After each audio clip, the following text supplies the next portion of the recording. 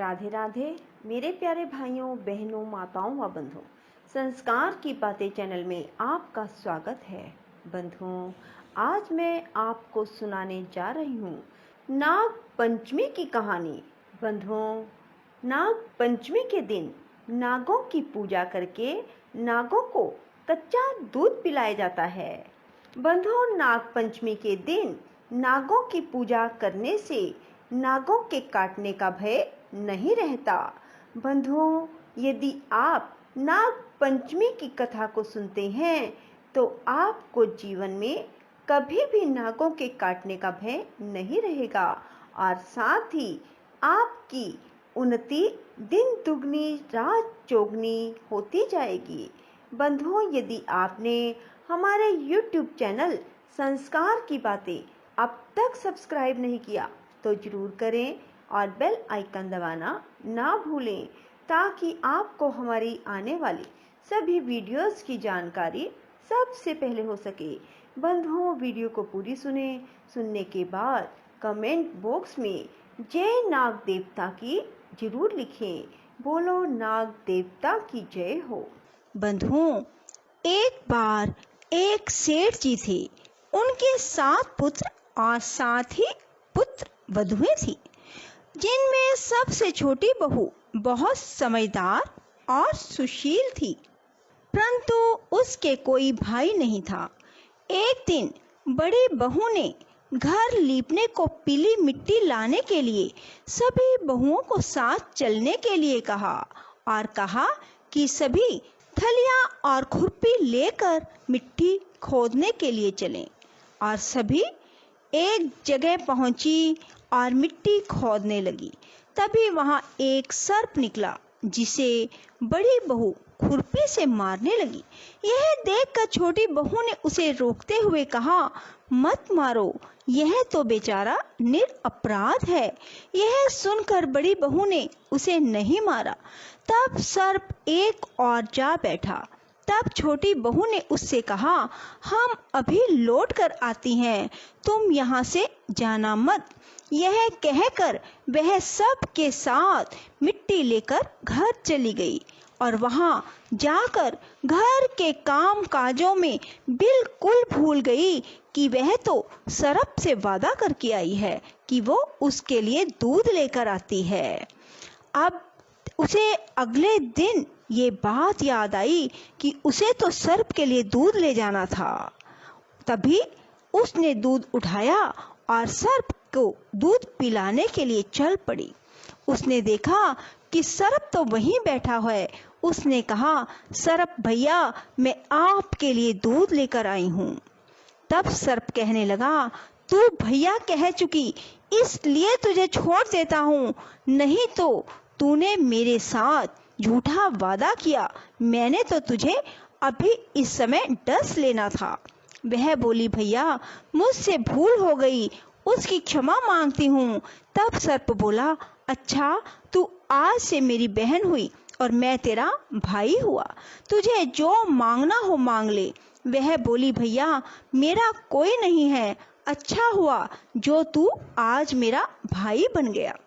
कुछ दिन बीत गए, सावन का महीना आया और सेठ की सभी बहुओं अर्थात सेठ की 6 बहुओं के भाई उन्हें लेने आए, क्योंकि ये एक रीत है कि सावन के महीने में सभी बहुएं अपने मायके जाती हैं।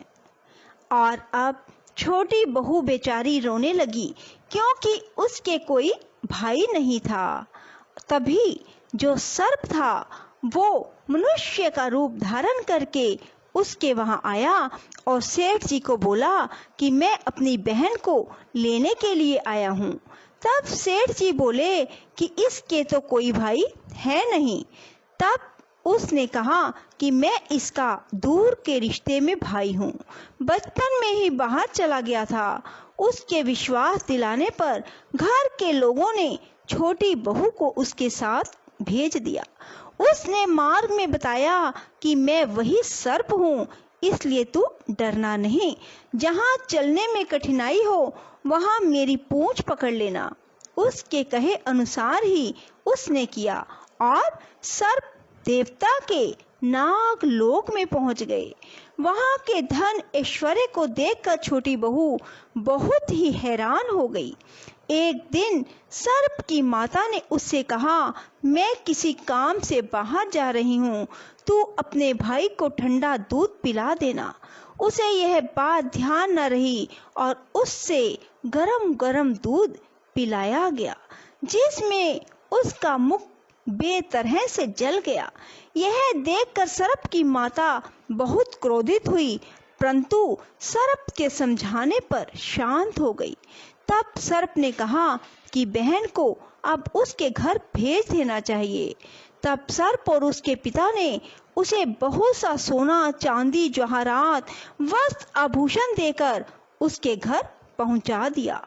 इतना ढेर सारा धन देखकर बड़ी बहू ने ईर्ष्या से कहा, भाई तो बड़ा धनवान है, तुझे तो उससे और भी धन लाना चाहिए। सर्प ने यह वचन सुना तो सब वस्तुएं सोने की ला कर दे दी। यह देखकर बड़ी बहू ने कहा, इन्हें झाड़ने की झाड़ू भी सोने की होनी चाहिए। तब सर्प ने झाड़ू भी सोने की लाकर रख दी। सर्प ने छोटी बहू को हीरा मणियों का एक अद्भुत हार भी दिया। उसकी प्रशंसा उस देश की रानी ने भी सुनी और वह राजा से बोली कि सेठ की छोटी बहू का हार यहाँ मुझे ला कर दो। राजा ने मंत्री को हुक्म दिया कि उससे वह हार लेकर शीघ्र यहाँ उपस्थित हो।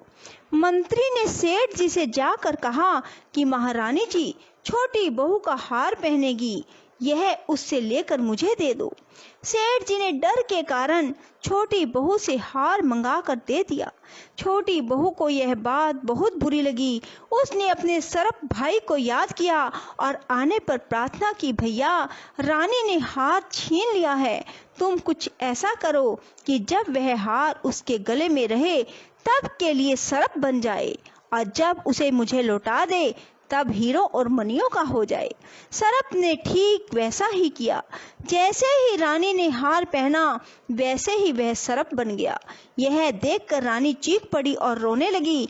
यह देखकर राजा ने सेठ के पास खबर भेजी कि छोटी बहू को मेरे पास लेकर आए। सेठ जी डर गए कि राजा ना जाने क्या करेगा। वे स्वयं छोटी बहू को साथ लेकर वहां पहुंचे। राजा ने छोटी बहू से पूछा, तूने क्या जादू किया है, मैं तुझे दंड दूंगा। छोटी बहू बोली, राजन धृष्टता क्षमा कीजिए, यह हार ही ऐसा है कि मेरे गले में हीरो और मणियों का रहता है और दूसरे के गले में सर्प बन जाता है। यह सुनकर राजा ने वह सर्प बना हार उसे देकर कहा, अभी पहन कर दिखाओ। छोटी बहू ने जैसे ही उसे पहना वैसे ही वह हार हीरे और मणियों का बन गया। यह देखकर राजा को उसकी बात का विश्वास हो गया और उसने प्रसन्न होकर उसे बहुत सी मुद्राएं भी पुरस्कार में दी। छोटी बहू उन सब वस्तुओं को लेकर और हार को लेकर अपने घर लौट आई। उसके धन को देखकर बड़ी बहू ने ईर्ष्या के कारण उसके पति को सिखाया कि छोटी बहू के पास कहीं से धन आया है। यह सुनकर उसके पति ने अपनी पत्नी को बुलाकर कहा, ठीक ठीक बता कि यह धन तुझे कौन देता है। तब वह सर्प को याद करने लगी। तब उसी समय सर्प ने प्रकट होकर कहा, यदि मेरी धर्म बहन के आचरण पर संदेह प्रकट किया तो मैं तुझे खा जाऊंगा। यह सुनकर छोटी बहू का पति बहुत प्रसन्न हुआ और उसने सर्प देवता का बड़ा सत्कार किया। उसी दिन से नाग पंचमी का त्योहार मनाया जाने लगा और स्त्रियां सर्प को भाई मानकर उनकी पूजा करने लगी। बोलो नाग देवता की जय। राधे राधे। जय श्री कृष्णा। बंधुओं, यदि आपको हमारी वीडियो पसंद आए तो इसे लाइक करें और शेयर भी जरूर करें। धन्यवाद।